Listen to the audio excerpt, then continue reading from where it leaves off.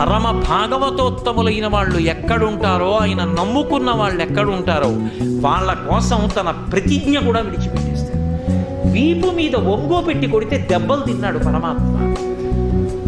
ఆ మహానుభావుడు తిరుమలలో ఉండగా తీసుకొచ్చి పరమ భక్తుడైనటువంటి వ్యక్తి తన పాలేరు కనపడకపోతే, తన సేవకుడు కనపడకపోతే ఆయన రూపంలో వచ్చి వడ్డన చేస్తున్నాడు.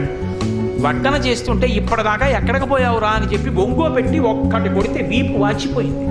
తిరుమలలో అనంతాచార్యుల వారు గుణపం విసిరితే గడ్డం బద్దలై నెత్తురు గారింది వెంకటేశ్వర స్వామికి. ఇప్పటికీ నా భక్తుడు విసిరాడు అని గుర్తుగా పచ్చకర్పూరాన్ని గడ్డం మనకి చక్కగా అలంకారం చేసుకుని ఆ గడ్డం లోపలికి వెడుతుంటే ఆనంద నిలయంలో వేలాడుతుంటుంది.